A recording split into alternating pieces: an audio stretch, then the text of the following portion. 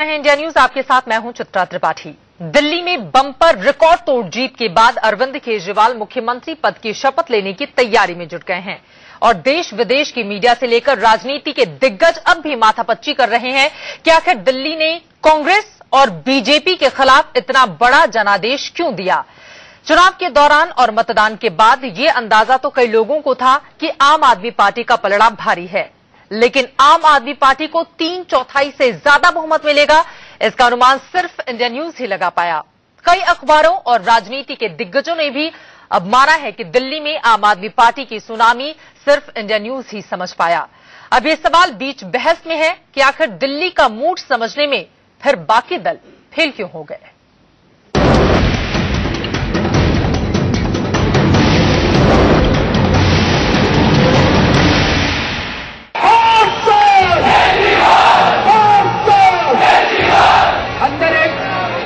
डर भी लग रहा है। BJP as a party is lost, BJP will do. Delhi विधानसभा के चुनावी नतीजों पर दिल्ली ही नहीं बल्कि पूरी दुनिया दंग है।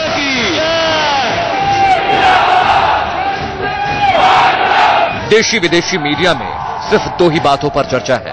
पहली, आम आदमी पार्टी की ऐतिहासिक जीत और दूसरी, इंडिया न्यूज के सटीक अनुमान। वीवीआईपी सीट्स की तरफ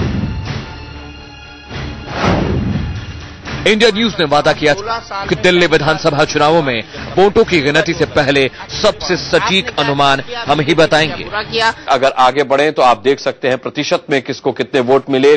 49% वोट आम आदमी पार्टी को इस एग्जिट पोल के हिसाब से मिले हैं। 34% वोट भारतीय जनता पार्टी के खाते में गए हैं। केवल 10% वोट कांग्रेस के खाते में जाते हुए नजर आते हैं। सबसे पहले इंडिया न्यूज ने जब अपने एग्जिट पोल में बताया था कि दिल्ली में आम आदमी पार्टी को 53 सीटें मिल सकती हैं और इसमें भी 7 सीटें आगे पीछे हो सकती हैं, तब इस पर शायद आम आदमी पार्टी को भी यकीन नहीं था। पार्टी को 3/4 बहुमत, ये आप देख सकते हैं 53 सीटों के साथ आम आदमी पार्टी। क्योंकि आम आदमी पार्टी और अरविंद केजरीवाल खुद अपनी पार्टी को 45 से 51 सीटें मिलने का अंदाजा ही लगा पा रहे थे। सभी लोग कह रहे हैं कि 40 के करीब सीट आएगी। 40 के करीब आपको उम्मीद है? नहीं, सर्वे बता रहे हैं। जनता कह रही है 50 के करीब आएगी। आपको कितनी उम्मीद है? मुझे लगता है 45 के करीब आएगी।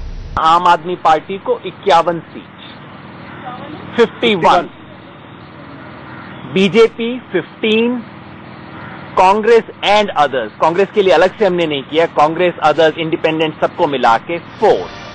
इंडिया न्यूज ने अपने जमीनी सर्वे और एक्सिस के साथ किए एग्जिट पोल में दिल्ली की एक सीट का नतीजा भी पहले ही बता दिया। सबसे पहले चलते हैं वीवीआईपी सीट्स की तरफ। मंगोलपुरी में राजकुमार चौहान शीला दीक्षित के सबसे ट्रस्टेड मंत्री कांग्रेस के हैं, हार रहे हैं। एग्जिट पोल का अनुमान सदर बाजार में अजय माखन कांग्रेस के हार रहे हैं। कृष्णा नगर का नतीजा नहीं दिखा रहे हैं क्योंकि कृष्णा नगर में हमारा एग्जिट पोल डिसाइड नहीं कर पा रहा है कि किसकी जीत होगी। जनकपुरी में आप और भारतीय जनता पार्टी राजेश ऋषि आपके, बीजेपी के जगदीश मुखी, इन दोनों के बीच कांटे की टक्कर है। इमरान हुसैन हमारी एग्जिट पोल के मुताबिक आपके जीत रहे हैं। पटेल नगर में इस बार भारतीय जनता पार्टी और आपके बीच में कांटे की टक्कर है।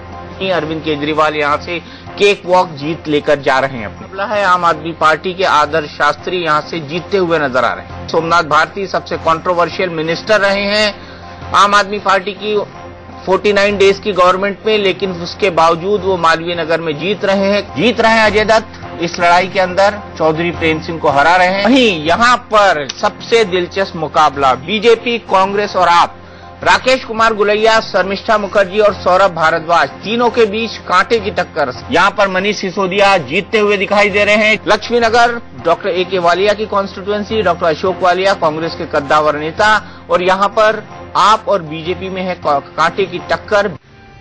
इंडिया न्यूज का ये एग्जिट पोल भी सबसे सटीक साबित हुआ। इंडिया न्यूज ने दिल्ली की 70 में से 61 सीटों पर वोटिंग की गिनती से पहले ही बता दिया था कि दिल्ली का जनादेश क्या आने वाला है।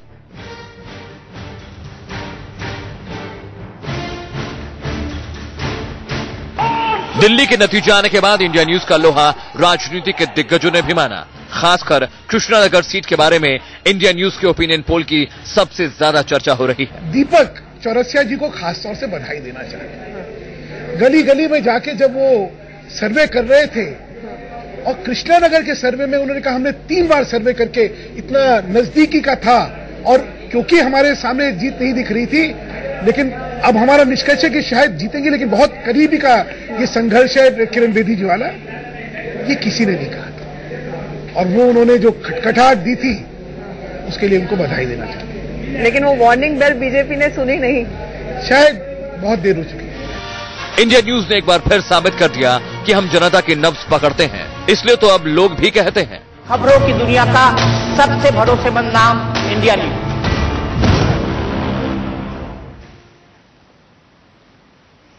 दिल्ली के नतीजों की वजह से एक पार्टी विलुप्त हो गई तो दूसरी लुप्त। अब सवाल यह है कि बाकी तमाम दल लोगों का मूड भांपने में नाकाम क्यों रहे। इसी पर बीच बहस की हम शुरुआत करेंगे। तमाम खास मेहमान इस वक्त हमारे साथ जुड़ चुके हैं, उनका परिचय आपसे करवा देती हूं। स्टूडियो में हमारे साथ 2 वरिष्ठ पत्रकार मौजूद हैं, एनके सिंह जी और प्रदीप सिंह जी, और इसके अलावा हमारे साथ बाहर से बीजेपी के वरिष्ठ नेता सुधांशु मित्तल मौजूद हैं, और साथ ही मौजूद हैं आम आदमी पार्टी के स्पोक्स पर्सन ऋचा मिश्रा। लेकिन सबसे पहले सुधांशु जी, आपका ही रुख करते हुए, आपने इस बात को तो जरूर माना है कि तब तक काफी देर हो गई थी कृष्णानगर को लेकर जो रिपोर्ट हमने दिखाई, लेकिन बड़ा सवाल यह है क्या बीजेपी भाग्य भरोसे बैठ गई थी, इस वजह से वो जनता का मूड समझने में नाकाम रही?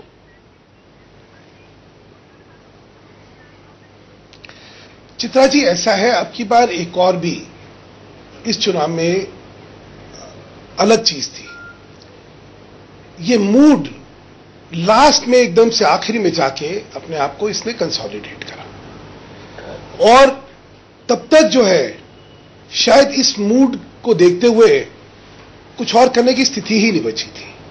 जैसे मैंने कल भी कहा था कि सबसे पहले जी कृष्णानगर के बारे में जब दीपक जी ने कहा और फिर वहां पे उसका चिंतन हुआ, तो लगा कि ये जो है ये गंभीर विषय हो सकता है।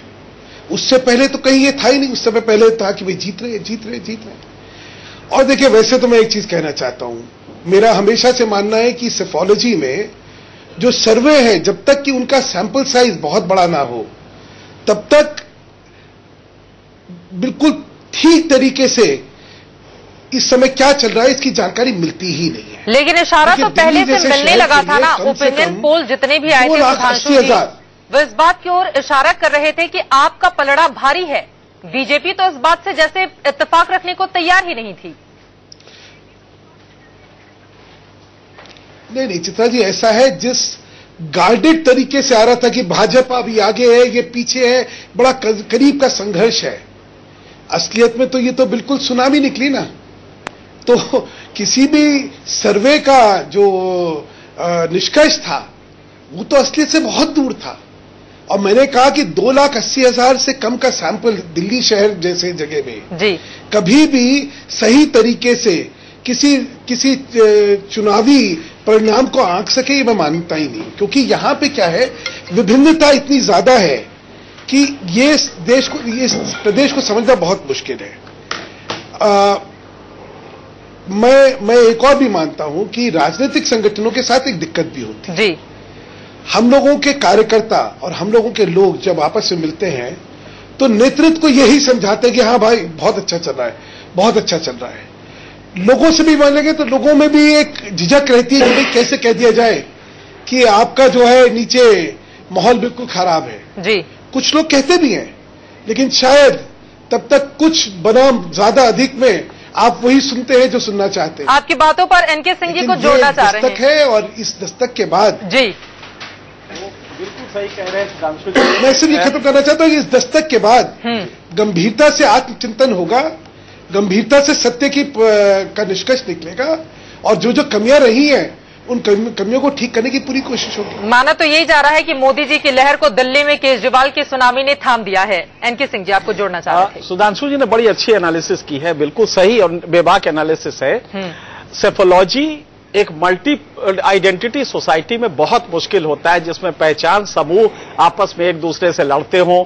अगर वो ज्यादा निकल रहा है वोट देने तो ये भी निकल जाएगा, तो ये बहुत मुश्किल होता है सेफोलॉजी करना। अमेरिका में आप 3600 के सैंपल साइज में, अमेरिका की पॉपुलेशन 32 करोड़ है और अमेरिका का साइज 90 लाख वर्ग किलोमीटर है, लेकिन इसके बावजूद वहां पे 3600 के सैंपल साइज में हो जाता है।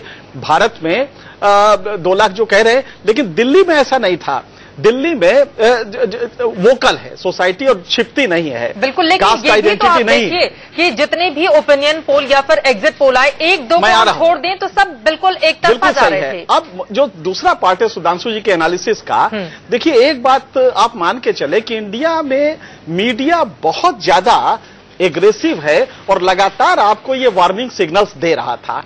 कई बार होता है कि आप उससे जब सत्ता में रहते हैं तो ये मान के चलते हैं कि नहीं ये जरूर बायस्ड है, तो वो जो सिग्नल्स आए मीडिया के, और एक बात आप समझ लीजिए, मीडिया इतना बड़ा हो गया है कि सिग्नल्स आपको कहीं ना कहीं से मिलेंगे ही। बिल्कुल, अगर कोई आपके पक्ष में आइडियोलॉजिकली है तो भी आपको समझ में आ जाए कि नहीं दूसरा साइड है।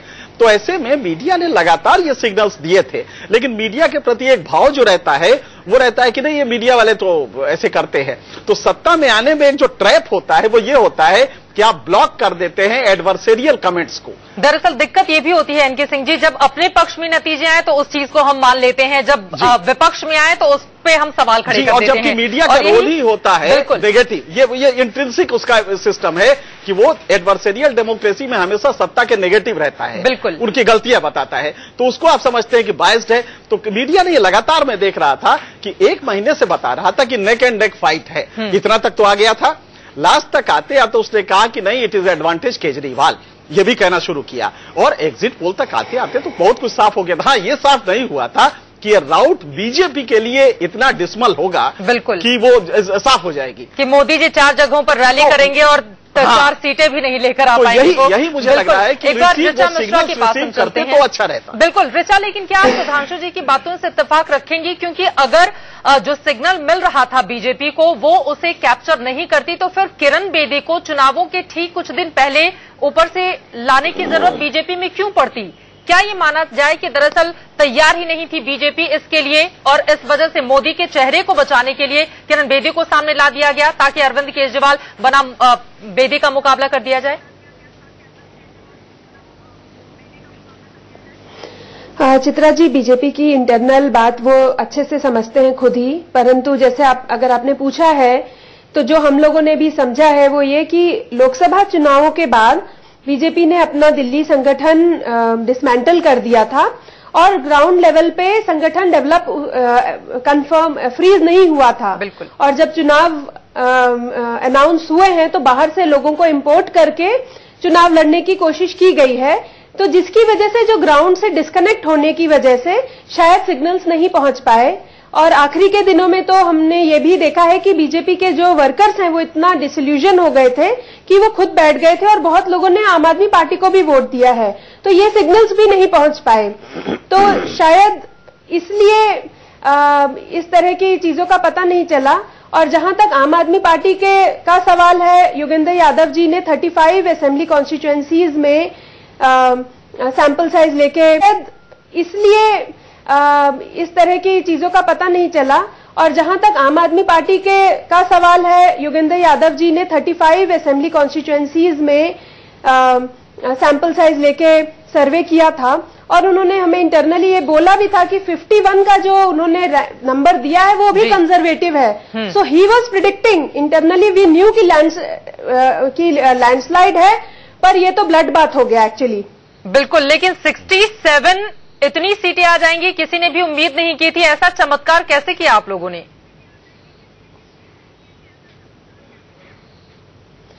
मेरे ख्याल से ये सारा श्रेय जनता को ही जाता है और हमारे वॉलंटियर्स को जाता है और अरविंद जी को जाता है, जिन्होंने एक ऐसा संगठन, लेयर बाय लेयर संगठन, एक दुर्ग बना दिया था जी। हर ब्लॉक में, हर वार्ड में, हर बूथ पे, हर पोलिंग स्टेशन पे हमारी संगठन मजबूती से एक लेयर नहीं मल्टीपल लेयर्स में है।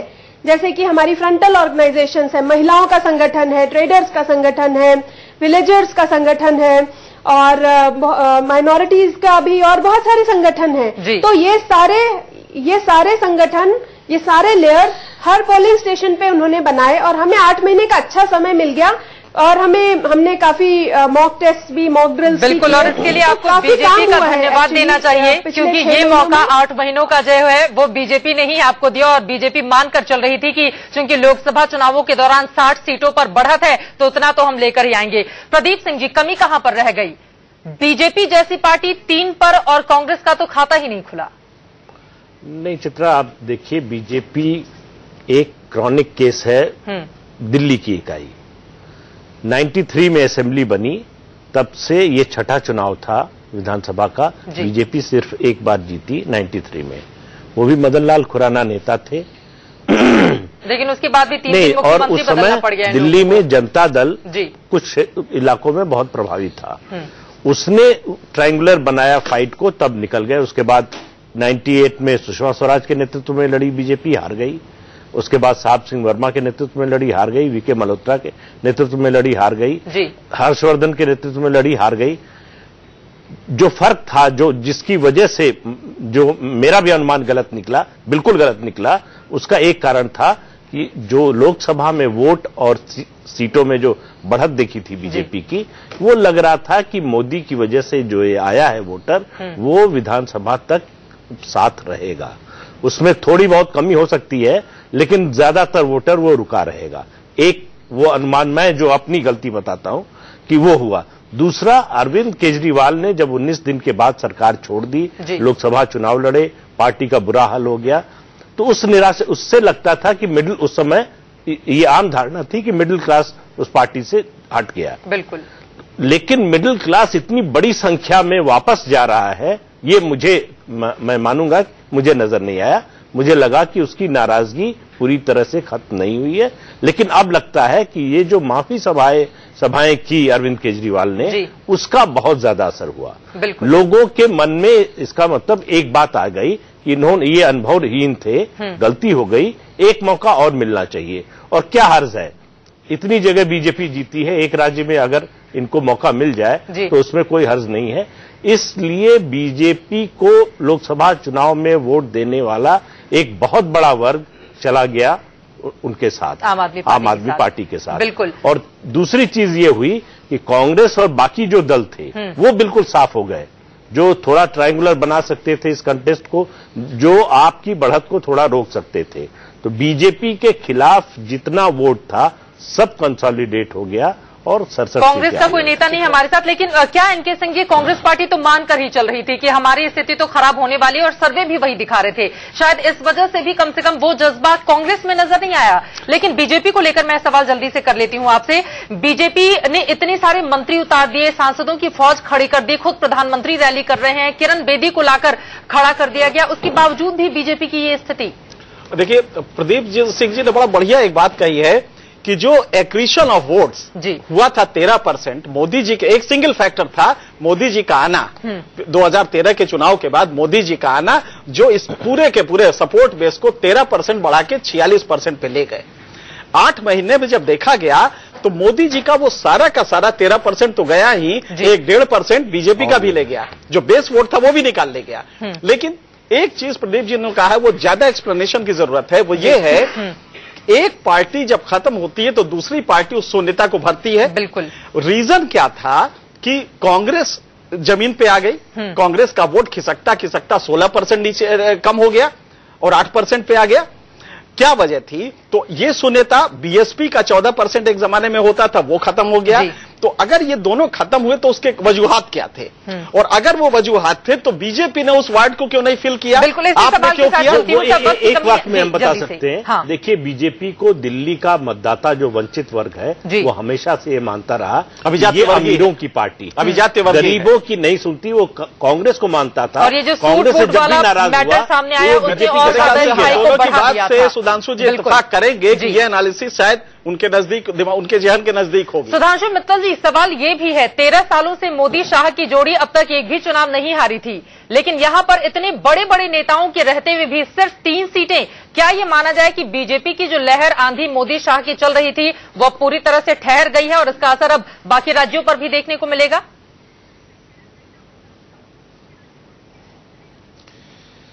देखिए, एक तो लहर चलती ठहरती ऐसे नहीं होता है। 16 सितंबर को भी मैंने सुना था ठहर गई है, फिर 23 दिसंबर को हुआ कि चल गई है, उससे पहले अक्टूबर में चल गई थी। ऐसे नहीं होता है।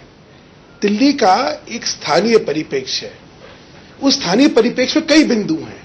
जैसा भी इन्होंने कहा कि 8 महीने तक दिल्ली में चुनाव क्यों नहीं हुए, अगर शायद कर लेते तो कुछ और परिणाम हो सकते थे। 8 महीने में राष्ट्रपति शासन के काल के दौरान यहां के प्रशासन में जो लचकता थी, जो एकाग्रता से दिल्ली की जनता के लिए कुछ करना चाहिए था, शायद वो नहीं हुआ। जी, उसके लिए जिम्मेदार कौन है फिर? यहाँ पे बनेगी नहीं बनेगी, बना रहे नहीं बना रहे जी नहीं। देखिए, अच्छा अब आता है प्रश्न कि भाई ये सारे में असली में क्या हुआ, इसमें क्या नेतृत्व परिवर्तन वो जनता ने स्वीकारा नहीं स्वीकारा, उसका प्रश्न चिन्ह है। संगठन ने उसको स्वीकारा नहीं स्वीकारा, प्रश्न, बहुत चीजें हैं इसमें। जी, और इसीलिए एक लाइन में किसी को जिम्मेदार ठहरा देना शायद ये अतिशयोक्ति होगी। इसमें गहन चिंतन है और आत्मचिंतन ज्यादा है। आत्मचिंतन की ज्यादा जरूरत है। सुधांशु जी, वक्त की कमी है, माफी के साथ आपको रोक रही हूं, लेकिन जाते जाते एक लाइन में बस इस बात को यहीं पर मैं खत्म करना चाहूंगी। पहचानना मुहाल है शोलों की शक्ल को, हम आग से तो बच गए, पानी से जल गए। बीजेपी और कांग्रेस का हाल दिल्ली में यही हुआ है। एक छोटे से ब्रेक के लिए हम रुकेंगे।